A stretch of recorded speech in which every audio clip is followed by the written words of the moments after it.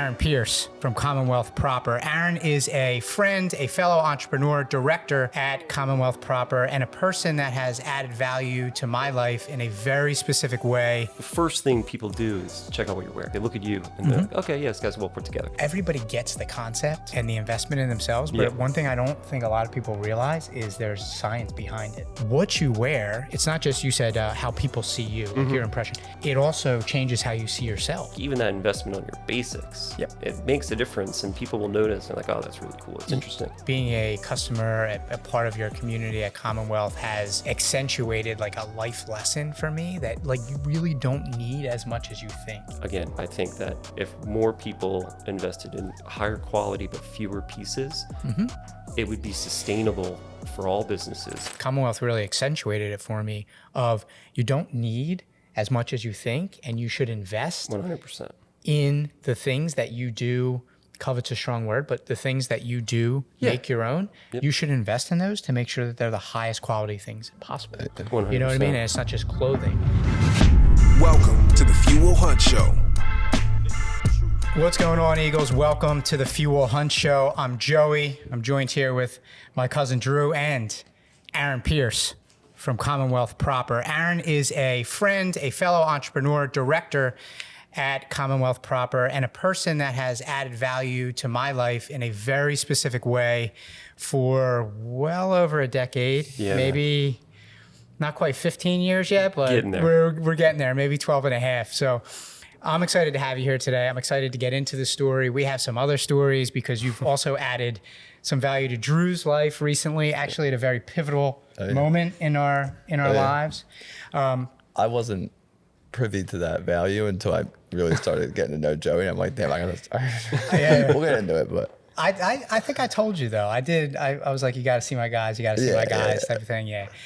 So I'm excited to get into it. I'm excited for the community to get to know you a bit better. I'm excited for you to tell them about not only the services that you provide at Commonwealth Proper, but also how you do quote unquote business there. Absolutely. Because you do business in a way much like we do, that's very relationship based. 100%. And we believe that that's the way to actually operate. So I'm excited to get into that too. Let's start out with what Commonwealth Proper is and what you do there. Yeah. Well, first, thanks for having me. This is awesome. Yeah.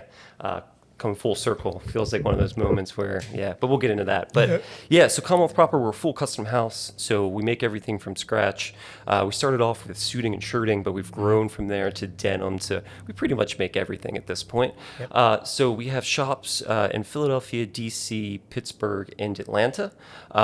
They're appointment based. You come in, you sit down, we get to know you a little bit. We ask you a bunch of questions, kind of, pry at you a bit, get to know your career and your lifestyle and all that stuff. And then we kind of start building for you. So, some people come in for something very specific, but it doesn't always stay there. It grows from there. So I would say we're as much of a wardrobe consultancy as we are a custom house.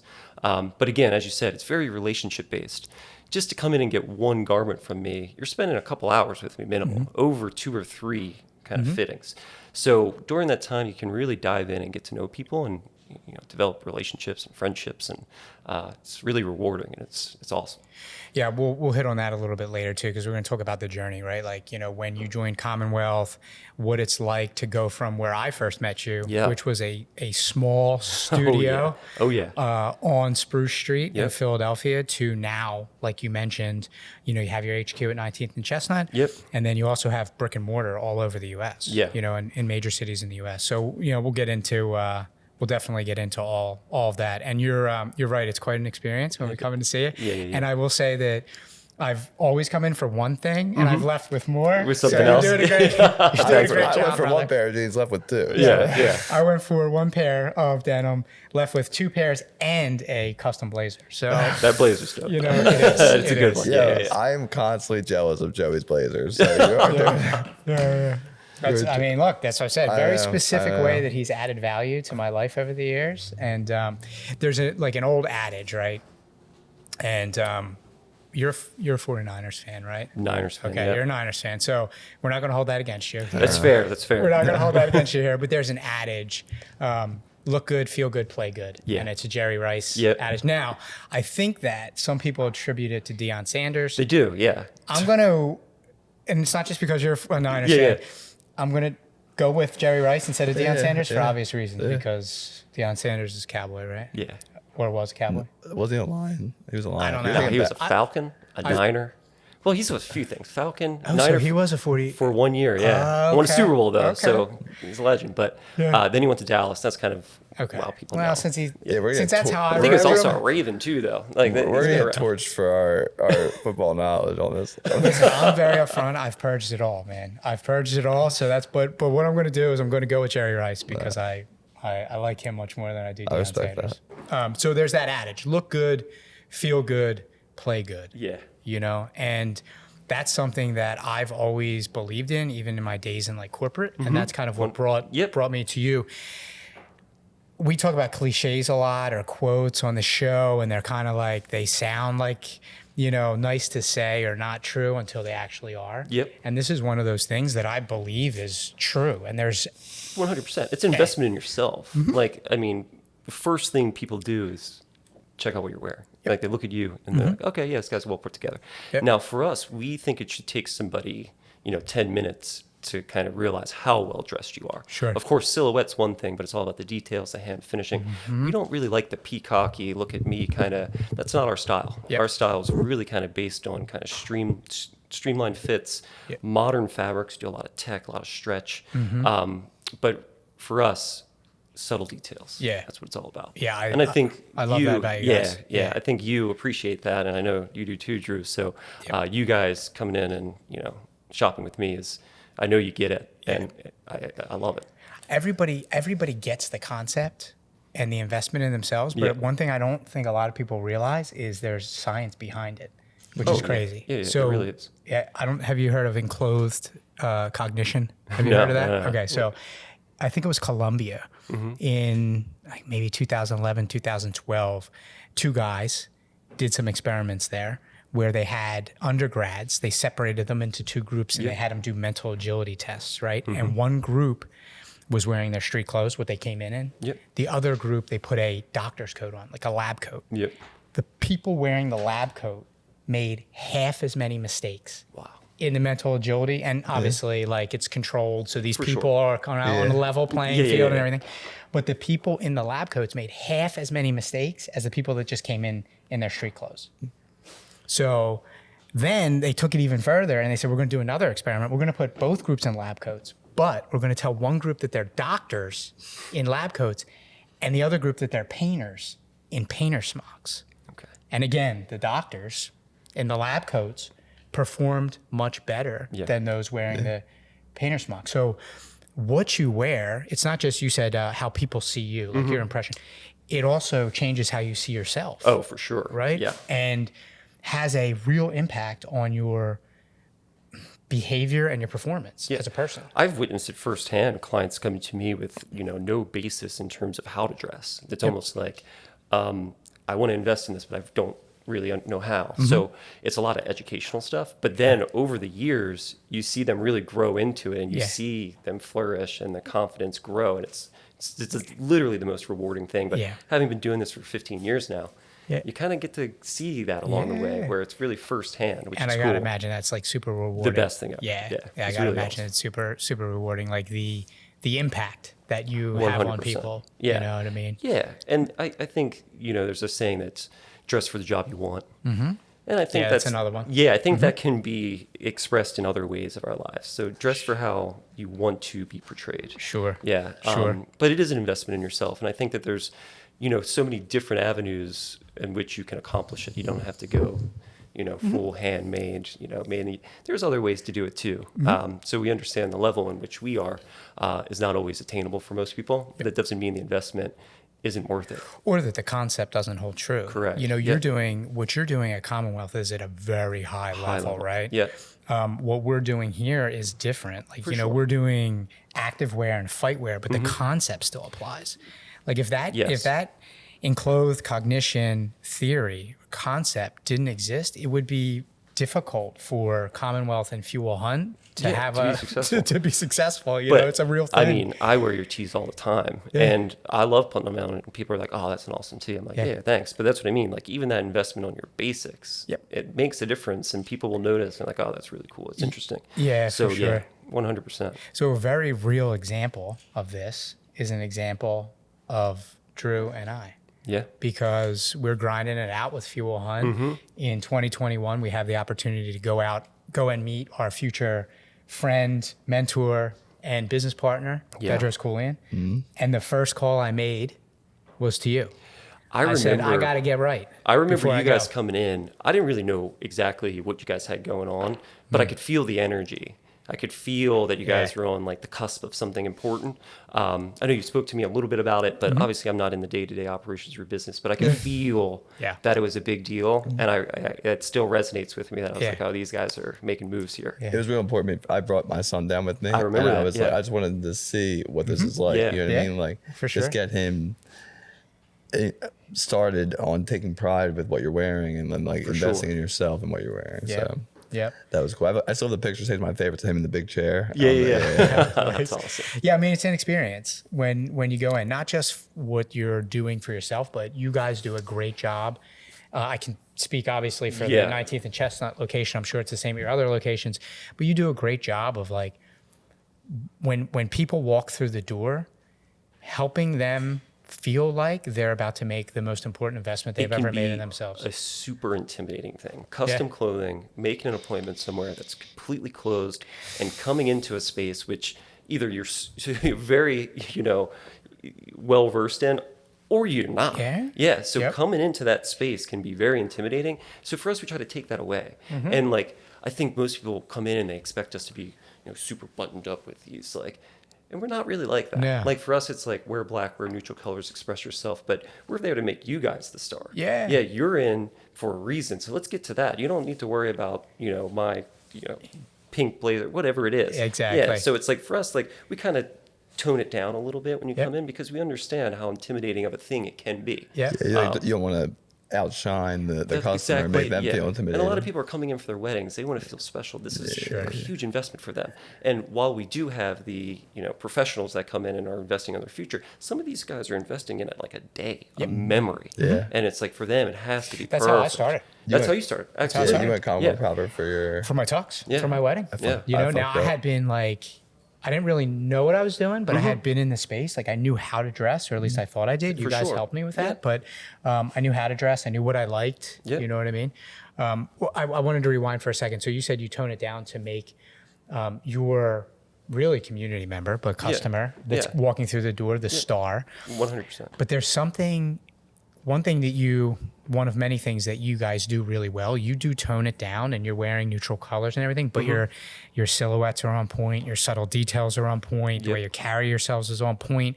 So they come in and they're not intimidated by your pink paisley blazer, right? No. But they do, at least I did. I recognized, I was like, all right, this is the place to be. This is where I should be to make this investment. And I think for us, like we're tattooed guys, like when you go a little bit too hard, it can really be like, oh, I'm in a spot. Like, So for us, we're like, let's be a little bit more neutral. And then I think from there, just our own personal styles developed. Like, my business partner Craig is, a different dresser than I am, but still within the same laws. And then Vanessa, who's been there for a decade, she has her own style, but again, very clean lines, very understated. Yeah. So it's just kind of who we are. And what I find, I think, is most important about that is that then those pieces become incredibly versatile. Like, how many different outfits have you worn with that blazer? From dress down, denim to dress. So that one piece can live within an ecosystem of clothing. Exactly. When you go too hard and you go with these, bright silhouettes, these Glen Plaids, every time you wear it, people are like, "Oh, there's Joey in his Glen Plaid blazer." Yeah, you can't wear the pink exactly. blazer And you're anymore. investing in a piece that's handmade, that's full canvas, that you want to wear this thing to its death. At least that's what we want you to do. Exactly. So those kind of Die clean, proper. exactly. So those clean lines are important. Those kind of neutral tones, very important. And you can build a wardrobe off of that. We call it your core. Yep. Once you have your core, then you can start having fun. Exactly. Yeah, so- Exactly. Yeah. And then, when you have that core, then it's like closet clean out time. For sure. Right. That's been the big thing where it's like, as you develop these relationships with people, we will come to your house and we'll help you with that. But we find that people do it on their own. Yeah. They're like, oh, well, you have a couple suits from us. And they're like, yeah, these other suits, they're fine, but we're going to donate those. Exactly. So at the end of the year, we've created a program that is based off of this. So if you bring a suit in for donation, we'll donate it to professionals that are just starting from lower Yeah, income we can do areas. And then we'll give you $250 off of a new suit. Yeah. So you're essentially replacing your suits anyway. This is a way you can save money, write it off, but then we donate it and it gets used because a lot of these suits are nice. The first time I saw that program, I was like, I fucking love this. I was like, guys are doing it we right. got so overwhelmed, and it was honestly like very touching for us that first year. Yeah. We had like 200 suits, and a lot of people were like, I'm not going to buy that much, but we just want to give it to you. So many people came through, and we were like really overwhelmed with the giving nature of our clients and and it was really cool. Like we loved that.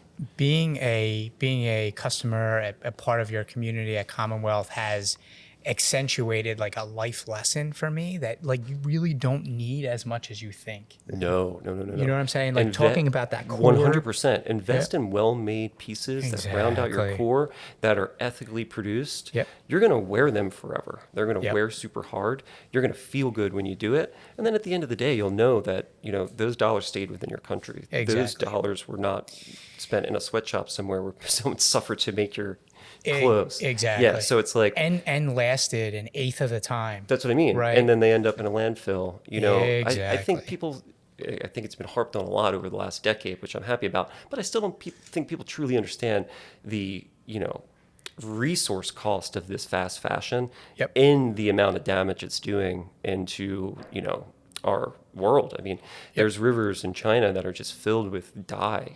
Exactly. Yeah, garment dye. That run blue. color. Yeah, that's what I mean. Yeah. It's like that's rivers just, that run color. Yeah, it's just absolutely devastating to our to our world, but in our economy, but to our planet. Yep. Yeah. Yeah, for sure.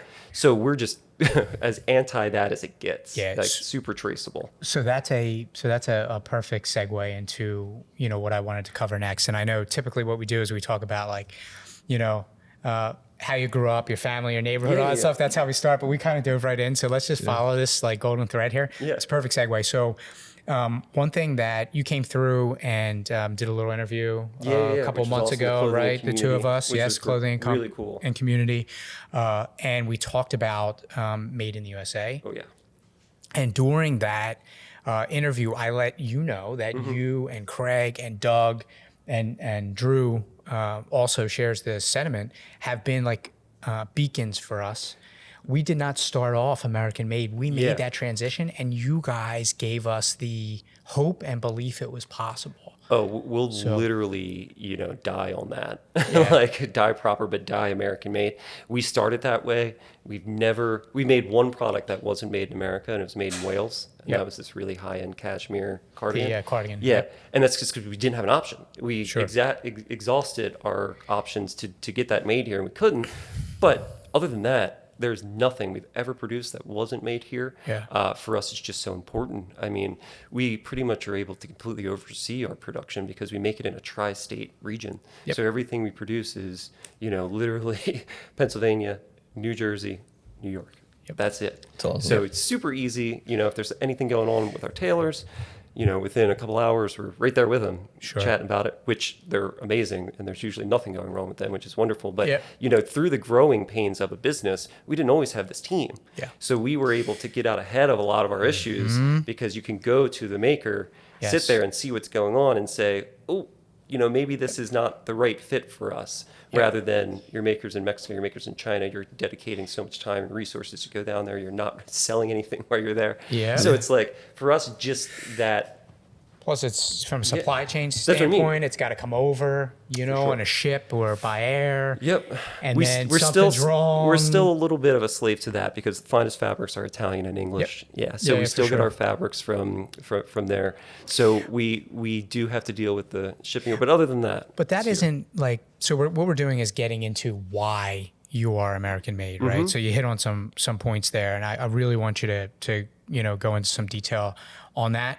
We could sit here and explain why we are and why we made the transition, but we want to hear from you because they're pretty much the same reasons. 100%. So The one quick thing, the fact that you're importing fabric from Italy, it's not misaligned with your vision 100%. or what you're setting out to do. It is the nature of the game. That's what I mean. We Yeah. want to produce the finest things. Yep. And for us, the finest fabrics are from those two countries. Yeah. But what I will say, and just something I wanted to touch on, is Laura Piana opened a factory up in New England in I believe it was the 60s or 70s.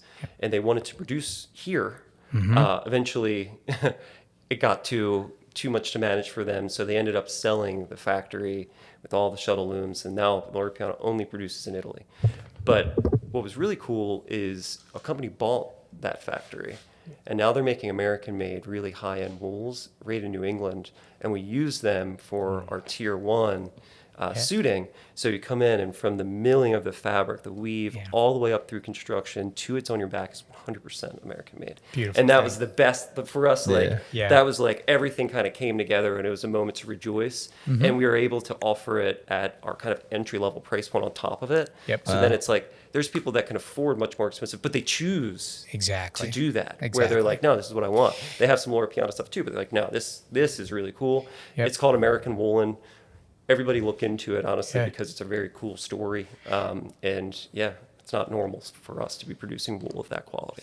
We wanted to, from the very beginning, Drew and I wanted to start a business that aligned with the impact that we wanted to have on the world, right? And that's really like what I hear from you and what I hear from Craig when I watch his pieces. It's the same thing. Yep. Like you started out with that in mind. Yeah. Now we kind of started as a community and a blog, and then it kind of evolved into, a business. Yep. But that like core vision Yeah. was there. And it sounds like it's the same for you guys. Same, yeah. it's And the same. it hasn't changed. And I don't see a scenario in Commonwealth Proper's future where that's not going to be the case. Yeah. We'll Yeah, always be made here.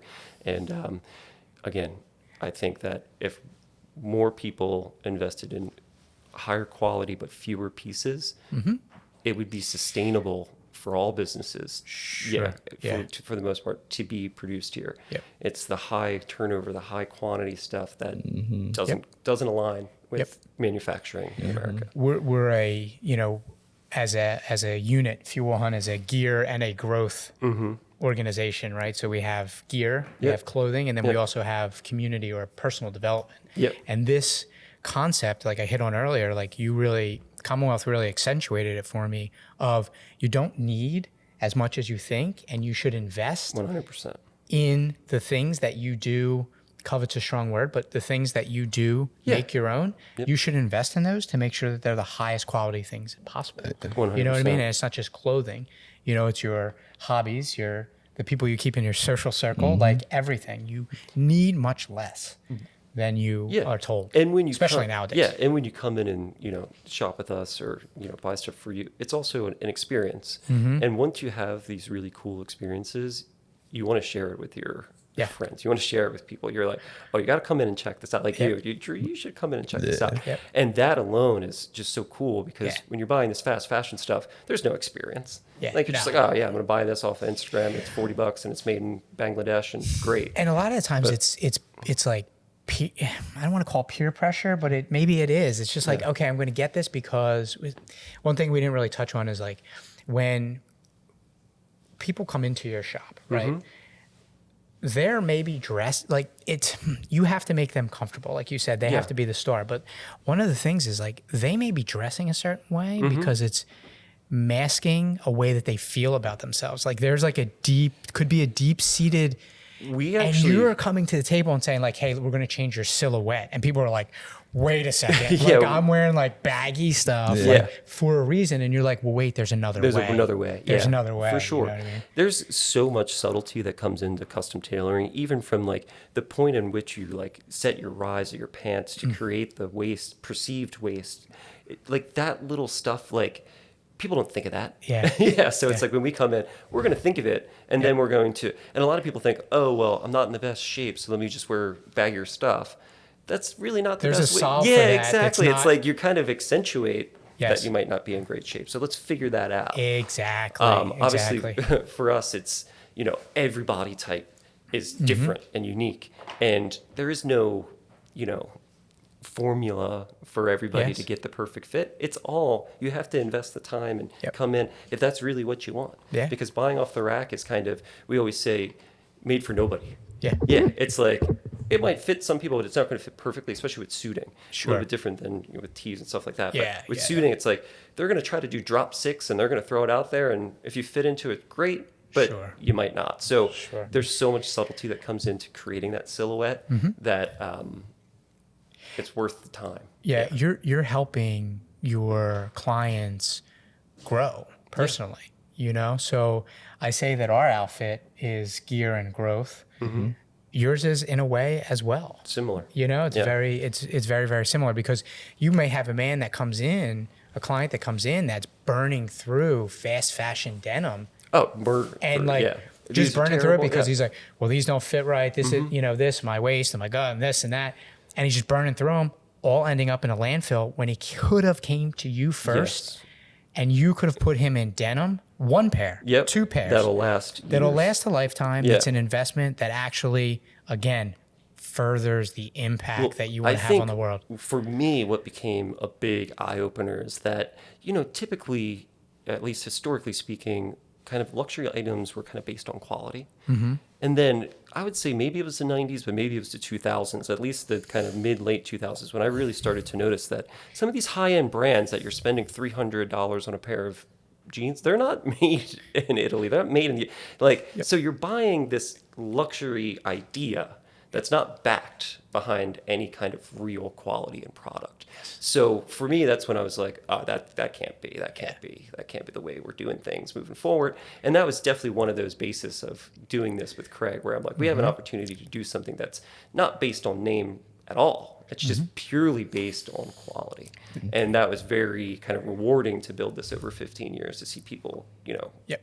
wake up to that, like, oh, I love this. Yeah. And they're not buying the name. Like, we don't put our logo on almost anything. We might throw some, stuff on T-shirts and stuff, but you Yeah. don't see logos on our No, nothing. no. Yeah, And if even it is, some of it's our subtle. jeans is so subtle. Subtle, Yeah, subtle. And it's like that's what it's about. You're investing in quality. You're right. There was that shift, right? Yeah. Where You it started became an seeing identity brands thing. as- yeah. And then people were less concerned about Yep. quality, traceability, Yeah, yeah. sustainability, durability. They were more concerned about identity. Having the item. Having the thing, Yep. how it made them feel. For sure. The irony is, it is like it makes them, they're borrowing credibility from it, really. Yeah. Like when it's Well, not that's what I'm backed saying. by There's the no other real things. experience behind No, it. So it's like, oh yeah, you might feel really cool, but how much does it mean to you? Exactly. It doesn't, because it when doesn't. you think back on it, there's no Yeah. memory tied to it. There's no like, oh, that was such a cool thing that Yeah. I went here and I designed this and I wear it all the time. That's part of the value in it, and that's what builds that confidence. So For sure. And, Yeah. and you have the experience of the creating that garment with Yes, you. yeah. But to further that, then we'll get into your story a little bit. I'm just super passionate about that stuff.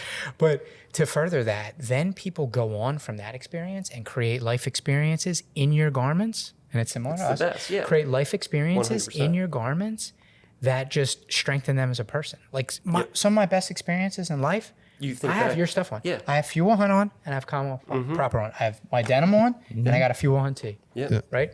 Or, travel in the world with my dash jackets. It's the best. Yeah, I take those Those dash memories jackets are with you. everywhere. Yeah, and now they're with you. Yeah. Exactly. So exactly. yeah, I think we can't harp on this the whole. I know we'll talk about Made in America. Sorry. Yeah, but I think that you kind of hit the nail on the head, which is you develop these experiences with these pieces of clothing, and they grow with you for years, and Yeah. you can wear them hard, and again invest Yep. in fewer but nicer quality pieces. Yeah. So we covered made in the USA, American made a little bit, but again, like I just want to underscore like how much of a beacon you guys have been for us, because when we started out, like, you know, we stayed out of China. That's just something we didn't want to do. Yeah. Maybe one or two things we did there because we had no other option. Yep. But for the most part, we were out of there, but we were doing stuff globally. Yeah. And from the very beginning, that's not the way we wanted to be. But sometimes, you know, you have to do what you have to do. Nothing's perfect. Yep. Otherwise, if you want it to be perfect, you'll never start. So when it came to cutting over, you know, our fight wear, you know, and our tees and everything, you know, we looked to you guys and we were like, look, like they've done it, you know, and they've done it well and they're doing it at a super high level. And you were an inspiration for us. Well, so thank you. We are, like, again, humbled and honored, honestly, to have been able to kind of be that beacon for you guys, because we were doing it just organically based on our own. You were FIFO, just like us. Figured the fuck out. Well, that was my when you guys were going up the gear for growth and all that talk. I was just sitting here thinking, like, how does that get started with you and Craig? Like, what do you like when you guys sit down? You're all right. We want to build this brand, right? Like a brand or a custom house. Like, where do you guys? And we want to do it all in America. Like, where do you guys start? Well, we're looking, because 15 years ago, the resources that we've had were different. Yeah. Very So true. when we first got together, I was working for Barney's at the time, and I had a lot of background knowledge about where those designers were being made, where they're being manufactured. So what year is this? Sorry This to is interrupt you. 2009. Okay, at this so time. 2009, Craig you were had Barney's. launched. Craig had launched Commonwealth at the end of 2008, I think. Okay. And all he had was a shirt. It's just a shirt. And I Well, met it started him with like a white shirt, like a just a just white like a shirt. shirt, like yeah. the one you're wearing now, or like just a shirt? button-down shirt. Button-down. Okay. Just a basic shirt. And we got introduced through a mutual friend who is also in fashion. Her name's Bella. And she was like, "Oh, I think you guys would get along." And I was like, "Yeah, sounds good." She's like, "Craig's having people over. Meet me over there." I'm like, "Cool." So I go out and I'm talking to Craig. Craig is just so excited about this shirt. And I'm like, this dude is really stoked on this. And I just remember feeling that. I'm like, if you're this excited about a shirt, then I will be too. Like, this is awesome. It's So contagious, man. The fuel yeah, it energy is. is contagious. And you just get that excitement. And then we started working together, and he was like, "Hey, like, what do you see that's selling at Barney's? Like, what's kind of prints are moving? Maybe we can do like limited runs." So he was like, we'd work together, pick some fabrics, and we'd do like 5 shirts. Yeah. And then people would sell. And we do like pop-ups all over. We did like a pop-up at Silk City. Like, why are we here? We're trying to sell shirts. Yeah. So then in 2010, Craig. So for the Eagles listening and watching, Silk City, explain. It's a diner. Like, Yeah, let's it's be like honest. basically a diner. I'm just popping up at a diner. Slash, like, it's like a diner It's like- slash like bar yeah. with an outside Yeah, area. and I'm just It's popping like, up trying to sell a shirt. So, Well, yeah. it's like an Oxford, like a button-down A button-down shirt. Yeah, Yeah, what? At Silk City. I don't know. Yeah, man. I don't know. obviously, we were taking every opportunity we Yeah. could get. What's special? Therein Yeah. lies the lesson. Yeah, for sure. What's special about these shirts? That's like, At the time, what was special about it was that it was made in New Jersey. Okay. And I was Yeah. like, well, that's really cool. In terms of its details, we were still flushing that out. It was very much like kind of, the fit was really good as well. So the silhouette was really nice, and it was made locally. We got kind of more into the details of it. But essentially, Did that shirt have the iconic stitch? it did not. Okay. No, didn't have the stitch. It also, at that point, it was, the brand was known as Camisa proper, not Commonwealth proper. So this is how Interesting. early on this is. Yeah. So again, over that time, Craig and I were like, we're selling some shirts at flea markets, essentially, or the pop-up shops. Yeah. But we're like, people like them. But this is like, you're selling shirts. For sure. Like, Yeah, we're they're selling moving. stuff. Absolutely. Yeah. So Craig is like, maybe we should like get some training. And I'm like, yeah, we should do that. So we started taking classes at the Custom Tailors Designers Association, which is like this, like, essentially, it's like a technical school kind of education where you're just Philly? It's in New York. New York, where you're okay. just learning the kind of trade, learning how to fit and measure and fabrics. And, yeah. So we start doing that. And You then, still working at Barney's at this time? Still working at Okay, Barney's, all right. yeah. And then he comes to me and he's like, let's open a shop. I'm like, you quit your job. I'll moonlight this with you. Sounds great. Yeah. I'm gonna, he was a lawyer at the time. He's like, I'm going to keep being a lawyer and I'll funnel some money into this. We'll make it work. And I'm like, this is absolutely crazy. But I'll do it because I was young. I was 24, 25 at the time. Is the payment at Barney's like are you making Commission based? a high salary? I'm actually making decent money for the time and my age. So giving it up at that point was a little rough. Like I was in a sales management role, and we were doing really well. So it was a time where I was like, this is a risk, but if I'm going to take something like this, it's now. It's not when I'm 30 with children. Yeah. So I was like, yeah, I'll do it. I would say maybe 2 weeks into the Spruce Street shop where I met you, Joey. Yep. That thing was cool. That was a small space. It was baby sized, but it was fun. It had the vibes. Fun. It had the vibes. It was fun, man. But I would say maybe 2 or 3 weeks into like we open the shop. I'm there day to day. Craig just shows up in the middle of the day, and I'm like, "What are you on your lunch break?" He's like, "Nah, I quit." He's like, "I can't watch you live the dream." I remember he said that to me. He's like, "I can't watch you live the dream," and me sit in an office wasting. And I was like, okay. You're like, that actually makes sense. Yeah, I was like, I get it. And then after that, it was grind until you die. Like, it was just grind hard. Still. Yeah. Still, yeah. But in the beginning, it seemed like, now I'm sure, as did we, you make a ton of mistakes in the beginning, right? Yeah. A ton, like more than you could ever count. Like 100%. When people ask me like, oh, like, tell us some of your horror stories or the mistakes you've made over the past 6 years, 7 years. I'm like, how much time you got? For sure. Like I need like a day. Purely for me as, a fitter, as how much I've improved over 15 years. In those early stages, we delivered products that was great, but getting there took longer, more alterations, more costs. Like I would deliver a product that was great, but then I really started figuring out, how can I make this more profitable? Sure. How can I make this more efficient? And that was, again, Doug coming into the business, a year or two after all of that.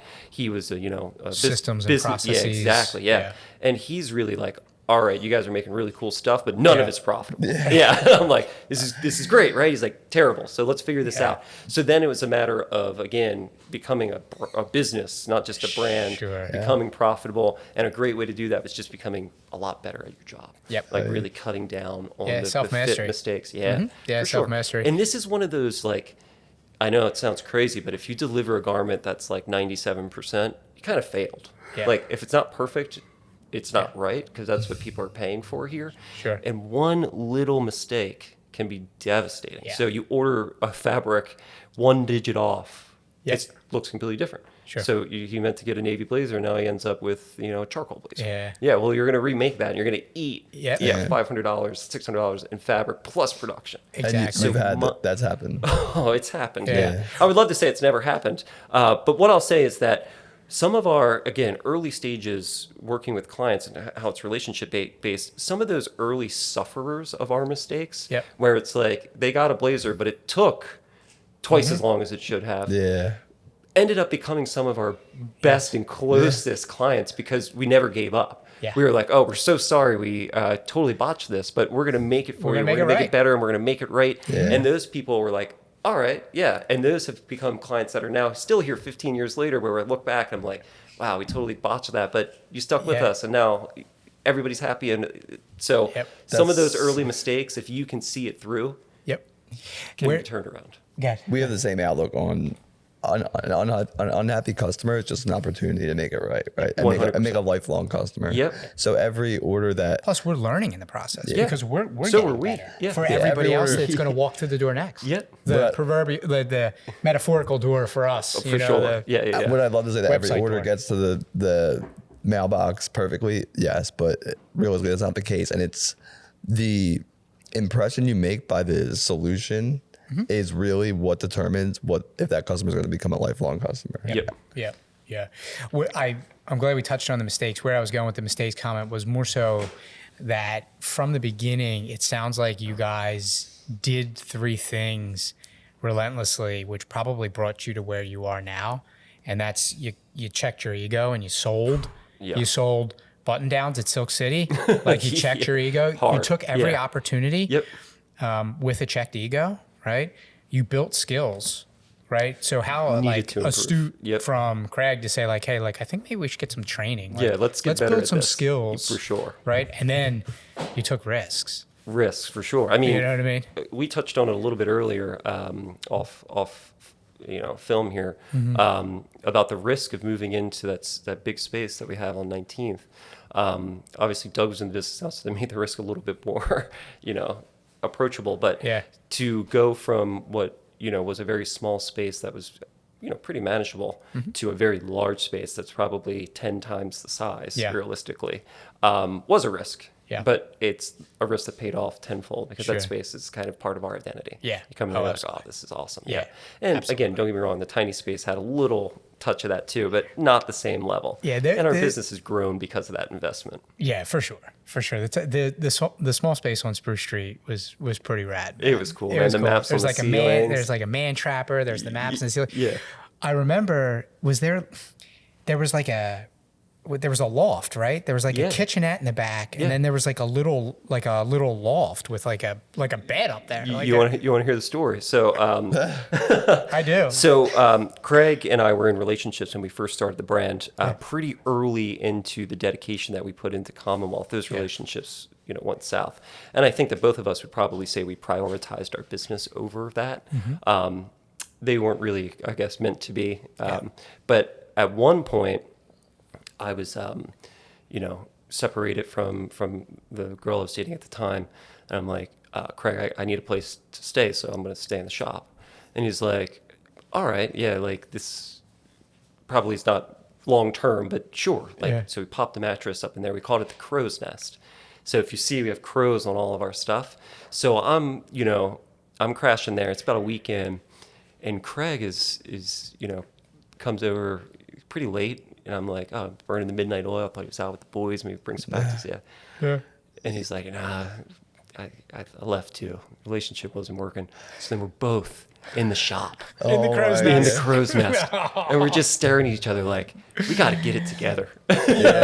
But we recovered from that quickly, but it's a kind of an ongoing spiritual For sure. Our spirit animal is the crow now. Yep. Just because of kind of that. Obviously, there's more to it, but the crow's nest, man. The crow's nest was legendary. It was our home for a week or two. Yeah. Yeah, we made it work. But again, it's just that dedication to this business. And when people are telling me that they're going to start a clothing brand, especially, I kind of pull them aside. Let's talk about that. Mm-hmm. But any business, I always kind of say, are you aware of the dedication it's going to take? Doesn't mean you have to sacrifice your families and all that stuff. That's not what I'm saying. But there will be things that fall by the wayside, relationships, what have you. Yep. You're going to have to dedicate a lot of yourself, a lot of your energy, a lot of your kind of existence to this concept. Yeah. And if you can't do that, don't do it. I mean, let's be real. I mean, you're going to have to dedicate your entire existence to it. Yeah, 100%. And the people that are in your life will understand, or they won't. 100%. And that's the thing. What I was going to say, we've been blessed to have a lot of people that supported us and did truly understand, but not everybody. Yeah. I think we said earlier, there's a hater for everything. Yeah. That's just the way it is. And again, people see you putting in the hard work and it working out. You'd be surprised how many people don't feel as good for you as you think that they might. Yeah. Back to that, the dedication story. I always say we're lucky that Joey and I were family men when we started View On, because I could just only imagine where we'd be sleeping here ever. Like it just would. Being that age, like it's just like, or that phase of life, you're just like, and in business, because I used to try and get everyone to start businesses, and I realize now that you just can't do that, because once you dive into entrepreneurship and you lose that 9-to-5 mentality, right? Like all we do is work. I mean, you just do dad life and work, and that's literally I'm responding to emails at weird times. It's like, that's all I want to do. If I'm not spending time with my son or my wife or doing jiu-jitsu, I just want to work. That's like, and 100%. I don't, like, people don't understand that. No. My one friend recently started a business and he's doing well, and his wife said yesterday, like all he does is work, and it's like, okay, like that's it. Like, for almost a decade. Yeah, for a long time. Yeah, exactly. Forever. Yeah, exactly. Because once, and people like us, like the few, and people that entrepreneurs, like that's all we need. Like it's like, oh, I'll stop working when I'm dead, because a day by the beach is boring. You know, the idea of retiring, I'm like, I'm like, I guess I will Yeah. someday, but I'm not like looking forward to it. I'm like, I could do this forever. I mean, Yeah. obviously you can't do it forever, but Yeah. the idea of like, oh, I'm just going to stop doing what I enjoy and what I love is like, Exactly. will I? Of course you shifted into something else and I understand that, but Yeah. don't get me wrong. I'd also like to retire early and, hang out on the beach, but I feel like that would last like a month. Exactly. And I'd lose my mind. Yeah. I go. We go down to the shore for a week Yep. every year, and I love my time there. And I make yeah. sure that I make all the moments matter with my girls, with But my by the wife, end my of it- daughters. But like 2 days in, Yeah. I'm kind of like, all right, what's going on in Yeah, HQ? what- yeah, Like, what's going down? So, Yeah, so, yeah. Like we're working through And those we are. weeks. Like, Yeah, we're working. Like, Yeah, we, I mean, like, we Of have course. meetings. You don't like- ever Yeah. turn. Yeah, you don't ever turn off. Yeah. It's I don't know, maybe it's just me that struggles with it, but like we did a show, The Truth About Entrepreneurship, and I tried to really accentuate and drive home the fact that like being an entrepreneur is not a solution to the problems in your life. First, it's a problem, and it's a massive problem. Yeah. You are inviting problems, unlimited problems into your life on a daily basis. Yep. So if somebody comes to me and same thing, I want to start a business, I pull them aside, and especially if I hear because I want to set my own hours and be my own boss. I said, okay, well, guess what? Your own hours are going to be almost 23 hours a day. Yep. You know, because even when you're sleeping, you're stressing. You know what I mean? To a certain degree. You're waking up. You're waking up in the middle of the night. Occasionally, like, You know, and being your boss, your own boss means that you are fully accountable. that's what I mean. You have to and own be insanely everything. like a self-start. That's what I mean. You have to be your own boss. So you ready for requires this? so much discipline. Yes. And another thing, it's like you say, "Oh yeah, I want to make my own hours and be my own boss," but when you enter a business, very rarely do you do it by yourself. Yep. So you have business partners Yep. who, in theory, like they're not your boss or your partners, but they're going to hold you You're co- very accountable. We Your say that all the time. investors, That's yeah, what we say all the yeah, time. exactly. Especially like in there, like I knew I had to show up every day because I wasn't gonna let Joey down. I still do that Correct. to this day. Yeah. You know what I mean? I just never want to let Joey and the team down. So like, I'm always gonna. Well, Drew, that's the one thing you said earlier. Like, you're so happy that you and Joey were related to Yeah. start this, and Yeah. it's like, I feel related to Craig. Yeah. Yeah. It's like Craig's like my brother. Like we've gone through so much together. We've your had battle each, buddy, That's what I dude. mean. We've had each other's Yeah. backs for so much. So it's like I get that. And we weren't family, but now we are Yeah. because of that journey that Yeah. like we've supported each other through, because that's what it Yeah. is. Like it's like you're not, each one of you is not always roses and happy and all that, Yes. but you understand the value in each other. Yep. You understand what you've been able to build and how you can continue to grow it. So you invest in each other. And the shared vision. Exactly. The good times, the bad times. It doesn't really, it's all a wash in the end because Yeah. you're committed to what you're working on. Yep. And the day to day of it is unpredictable. Yeah, At best, yeah. our ego loves to tell us that we're self-made, because at the end of the day, there's a self-mastery and Yeah. a discipline to it, and a lot of the times you're doing that in the dark by yourself. Yep. So your ego wants to tell you you're self-made, but later on in life, I've realized that like the great things that I've done have been with a team. Oh, 100%. And they all started with somebody else at my side, one person. Craig and typically. I say you can't do it alone. Yeah. And that's like something we constantly harp on over and over. So when Yep. we start a new market, Yep. we tend to find, someone who's talented to kind of be the flag bearer of that Yeah, for market. sure. But then we don't want to leave them stranded there because Yeah. it's like you need that other person. So it's Yeah. like just finding that one person to open, say, Atlanta or Pittsburgh or DC. Sure. That's one step.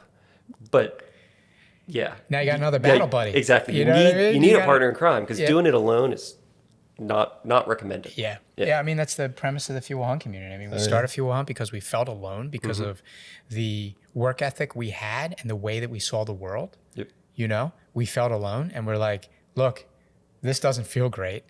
And by extension, the dreams that we have for ourselves and our families, we can't do them alone. There's people out there just like us. Let's build a community. And what I know? think that most people, kind of miss the mark on is having that other person there when things don't go the way you planned. Like we've Yep. tried to open LA twice, both times it's closed. So one time was pandemic because we opened it, end of 2019, and then Yeah. the world shut down in 2020. It didn't work out. First time was early on in the brand.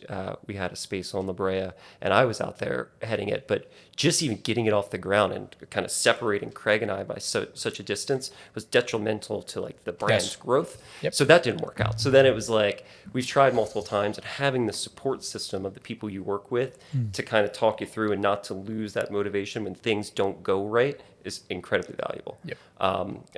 Craig oftentimes says I'm kind of like the barometer of the brand, where if I'm upset, something's probably real bad.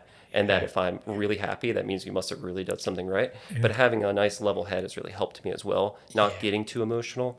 And Craig, I think from the early days, was a little bit more emotional, but now he's kind of the same, where it's just like, your ship might take on water, but we'll figure out a solution. We're going to keep going. Yeah. So you develop that confidence over time. But in the early days, having that partner in crime to help you. Yeah, absolutely, absolutely. You need the support. You need the emotional Absolutely. support. You Yeah. need the skill support. You need all of that support. You just can't do it by yourself. And like to even like take that further, I feel like it's actually more rewarding. And goes against probably conventional wisdom, but it's actually more rewarding to do something hard together than it is to do it Because then you alone. can celebrate in that together. Yeah. Yeah, and then you Which is can look great. at like the beautiful makeup of everything that made it happen. Yep. You know, Well, because there different is- people, there- different skill sets, different circumstances, everything. You know- it makes a much better story. I think that there's always going to be an element of luck of bringing people together, things working out. But again, putting in the time and hard work with somebody and seeing it succeed Yeah. and celebrating that together, it's endlessly rewarding. Would you agree that, the grind and doing the hard work, staying true to your vision, never quitting, would you agree that when you're doing that, those instances of luck seem to happen more frequently and 100. more? Yeah. Funny how that works. Somebody, man. It's funny. Yeah, somebody I was having a conversation with a long time ago, I kind of said, things worked out. We got lucky here. And he was like, did you?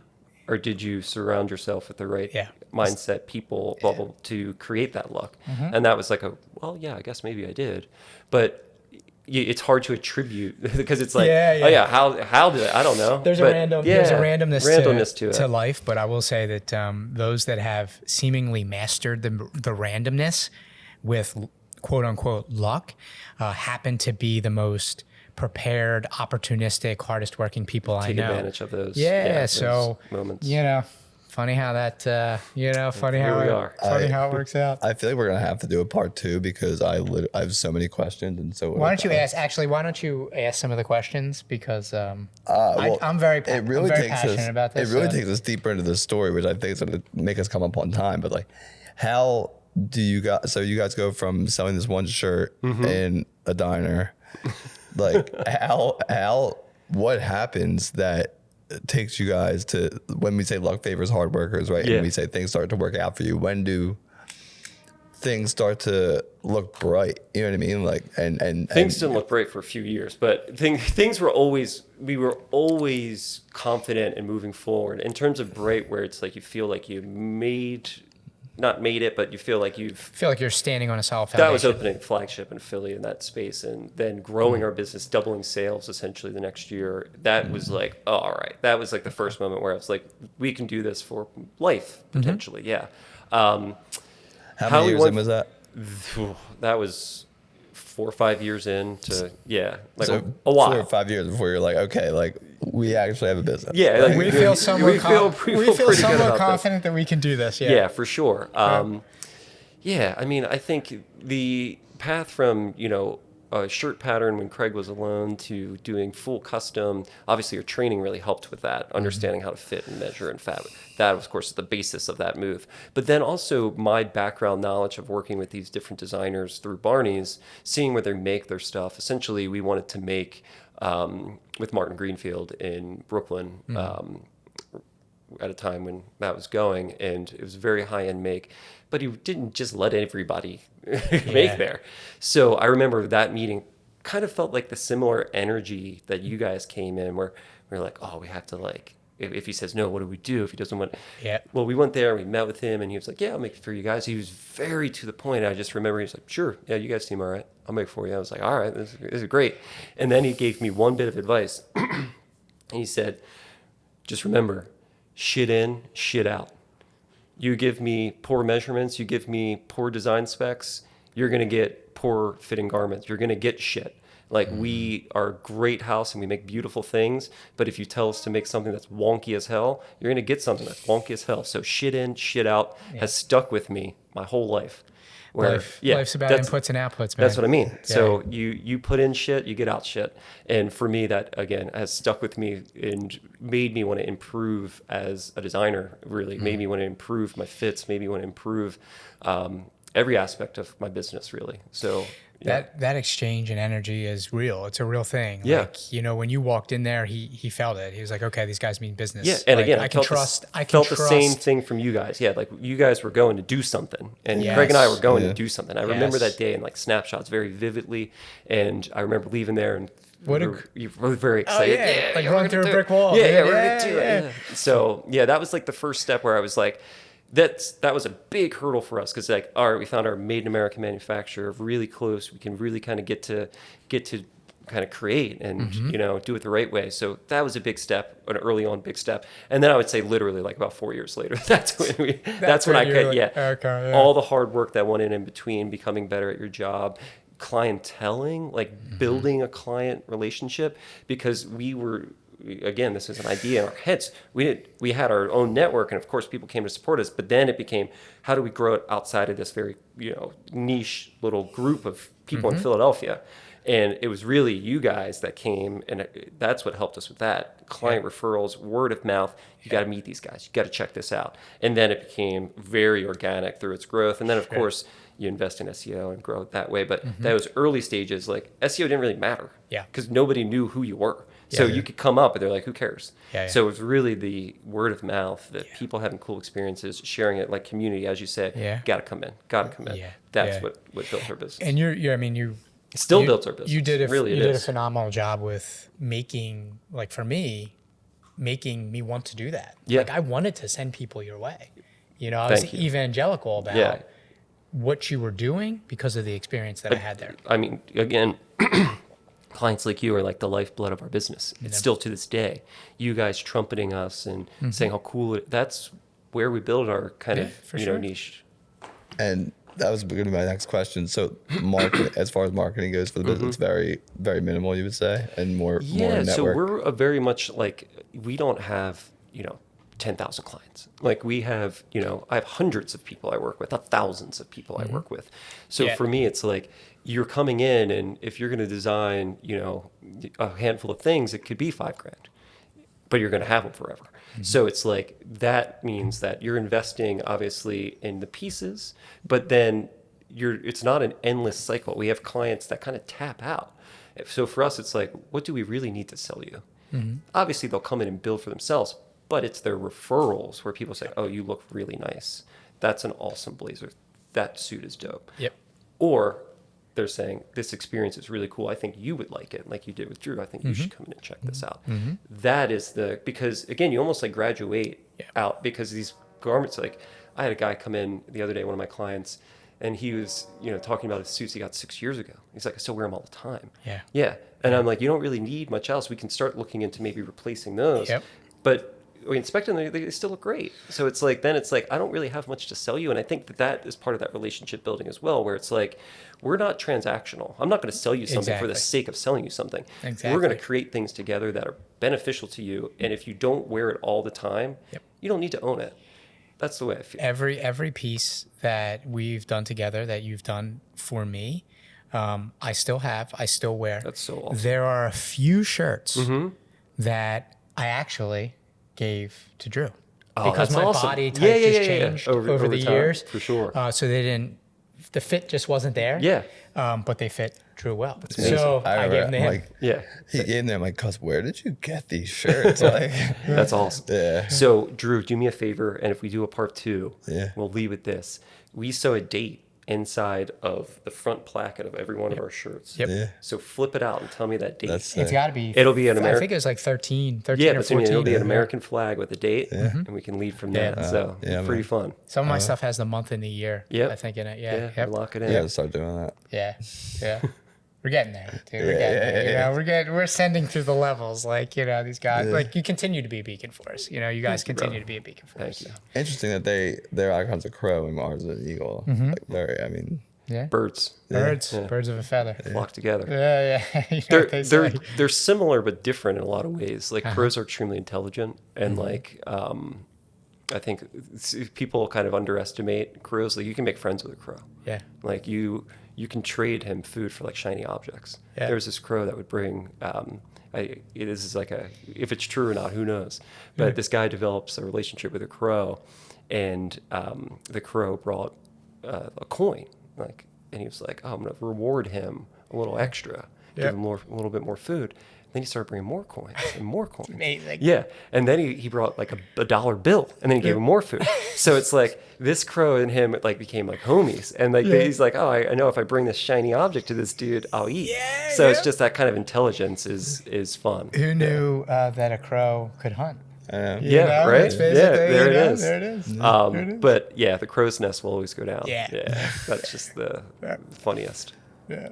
What other questions you got? no, that's all I had. That's all I had. That's all you got. Yeah. That's all you got. Okay. Yeah, we're coming up on time. This was amazing, dude. Oh, this it's was fun, man. absolutely amazing. Oh, I think yeah. we should do a part two and dive a little bit deeper into the Yeah. story. But we did do a good job of the parts of the story that you shared, really tying them to, you know, the rules of the few and like concepts that personal growth concepts that will help our community members because they're on similar journeys. They may not be starting a custom house, but they're definitely starting businesses or they're ideating and thinking about starting a business. Yep. And these truths that we've talked about, the rules of the few, apply no matter what they're doing. So, Well, yeah, I couldn't agree more. I love the kind of, you know, ethos of your brand and what you promote.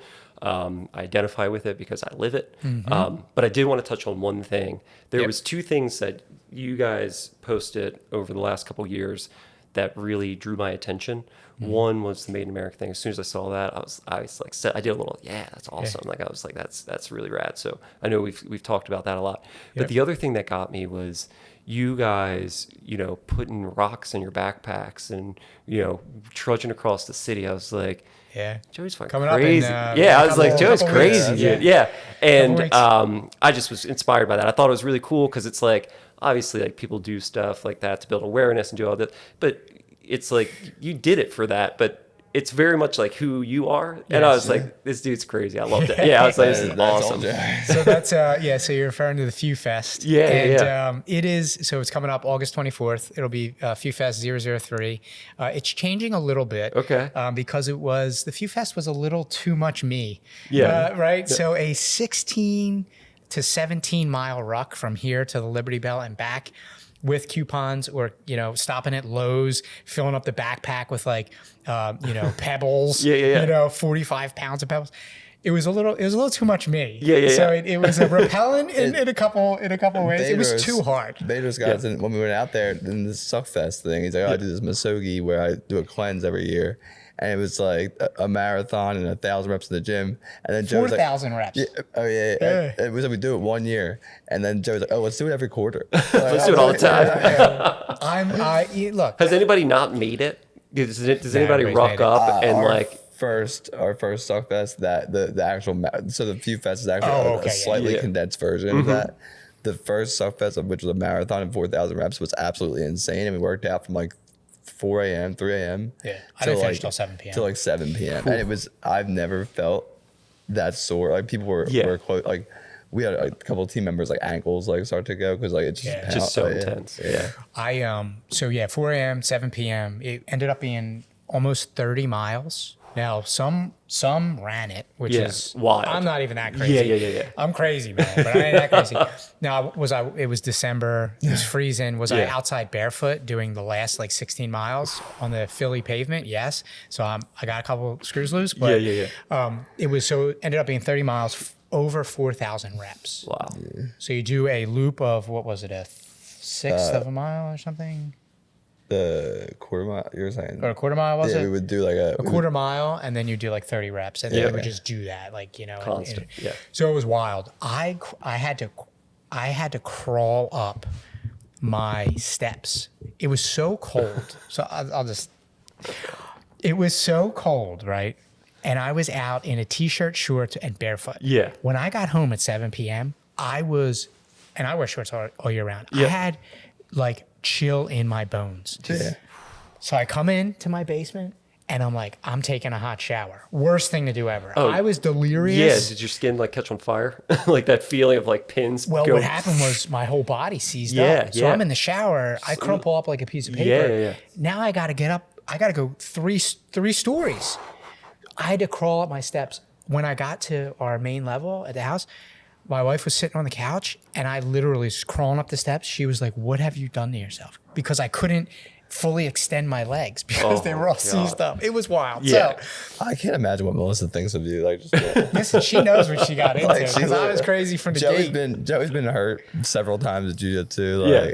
Like, I've seen the black broken guys. rib. I Yeah, have a broken rib right Currently, now. right now. Right now, I have a broken rib. So when we started the Few Fest, we toned it down a little bit.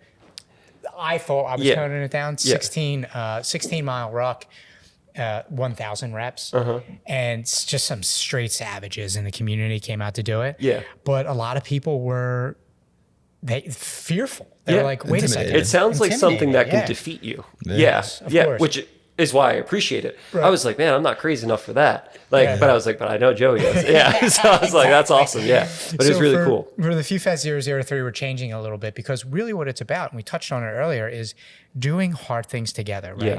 We talked about not being self-made. Yep. The things that you do on your own are never as rewarding because during that process, you're not impacting others to help them believe that bigger things are possible for themselves, right?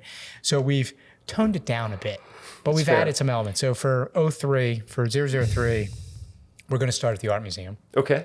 We're going to ruck down to the Liberty Bell and back. So it'll be a 6 to 7 mile ruck. All right. But we're going to do group workouts, one at the Art Museum, one at the Liberty Bell, and a few in between. Yeah. And also on that route, since I am the unofficial tour guide of Philadelphia, I'm going to be giving a little historical tour. That would be cool. Art Museum, Rodin Museum, Yeah. City Hall, Ben Franklin's print shop. We're going to go to Washington Square, obviously the Liberty Bell and Independence Hall and Independence That's Mall. awesome. So I'll get to do my like Philly thing because Yeah. that's just me. Yeah, who I am. yeah. So I appreciate the opportunity to bring that to it, but it'll be a little different. That's so cool. A little less suffering and more fun. That's yeah. awesome. Cool. Yeah. So thank you for highlighting both of those things, man. And, For sure, man. we had a couple instances where we almost did some work together. The time wasn't right at the moment, but I'm very hopeful for the future and us, doing some work together. For sure. Commonwealth and Fuel Hunt, that is. Yeah, I'll continue to yeah. work with you, on the Yeah, wardrobe side of yeah, things, yeah. but Commonwealth and Fuel Hunt. I mean, This was doing some basics would be pretty easy. yeah, Be pretty fun. that would be awesome. Yeah. Yeah, that would be awesome. Nice. Yeah, this was amazing, man. We're definitely gonna have to do a part 2. The energy off the yeah, we only got charts. half the story. Really. Like, we I got so know. Yeah. much more to uncover. For sure. I Yeah, feel we like- can set it up. I know I kind of didn't talk about my upbringing at all. Yeah. But Yeah. But for me, I think that's a great thing because it shows how passionate you are about the topics we discussed. Both of us are. We just kind Exactly. of dove off into Yeah. it. Yeah. So I'm down for part 2. Let me Exactly. know. I'll try not to talk everybody to death. We didn't even with talk- Made in we- America next time. But We could have talked girl dad stuff. that's what I mean. We didn't even talk We girl have a dad lot stuff. to discuss. Yeah. Yeah. Speaking of girl dad stuff, I was at the Phillies last night with my daughter. It was Harry Potter night. Yep. And I that did was, see that on social, That was yeah. fun, man. Yeah. Yeah. That was a really good time. She looked like she had a blast. Dude, she loves Philly sports. I don't think she inherited my Niner. Okay. That I actually got that from my mom, which was everybody's like, "Oh, how are you a Niners fan?" You're like, "From here." Yep. My mom, who passed away years ago, she was a big Niners fan, and I feel like I get to kind of live a little bit of that with her. That's beautiful, Yeah. man. So I'm not a Eagles fan, but I'm a Philly sports fan. Yeah. So I know people give me crap because I don't support the Eagles, but I'm Yeah, but- high up with every other sports team. And when the Eagles do well, I feel good for them. So I'm gonna leave it at that. Yeah. Well, the conversation's very different. Like the conversations is, how did you end up a Niners fan? Yeah. Right? Yeah. Not get the fuck out of here. If you Yeah, were a for Cowboys sure. fan or something. 100. So you ready for got- this? This is another thing. Is my dad's a Cowboys fan. So early 90s. Yeah. I was young, single digits, 6, 7, 8 years old, and kind of got to pick your team then. My mom Yeah. was a Niners fan, and the Niners and Cowboys were both really good. And I was like, well, I think this team, can beat the Cowboys. That was kind of part of my motivation because the rest of my family's all Eagles fans. Yeah. So it's like, I definitely couldn't be a Cowboys fan. My uncles and aunts would kill me. So I was like, I think the 49ers can do it. And then we lost the 2 NFC Championship games in a row to them. And I remember just being absolutely devastated, which I think for me kind of like ingrained that into me. Yeah. But then I remember it was the 3 in a row in '94. The 49ers did beat the Cowboys. I remember my dad being real happy for me, and we watched the Super Bowl together and all that stuff. So it's kind of one of those things where now we, have lived our entire lives together, but we still bond over, the 49ers Cowboys rivalry. Nice. And we've been absolutely wiping the floor with them for the last decade. So it's a little bit one-sided. And I know the Eagles fans like it. I feel bad for my dad. Love you, Dad. But Niners are crushing. Listen, summer doesn't last forever. Winter comes back around. So enjoy Another your chance. summer while it's here. And Yep. when the Niners winter comes, and We'll see. But we'll see how the Birds do this year. I mean, most talented roster in the league. So I think they'll be pretty good. Yeah, you know what they say about talent, man. It takes you so far. So we'll see. Yeah. Yeah, we'll certainly see. All right, man. This was awesome. We're gonna tie it up, bring it in for a landing. Yeah. Where can our community find you? Where can they find Commonwealth when they are ready to invest in themselves by investing in high quality, high level American-made garments? What's the first step? Where do they do that? Yeah. Well, you can find us at Commonwealth Proper on Instagram. You can go to commonwealthproper.com. That works as well. You can book from our website in every kind of different city that we're in, work with our advisors there who are all extremely talented. And, we're so thankful to have these people working for the brand. And then you can find me specifically at _Aaron Pierce on Instagram. You can also just hit me up through Commonwealth Proper, call the store. I'll answer the phone probably. Nice. Yeah. Love that. Any other questions? No, Do I sign off the few? I'm good. All right, leave the few with a reminder. Always choose hard work over handouts. Always choose effort over entitlement. Remember, no one owns you. No one owes you. You're one of the few. Now let's hunt. My man.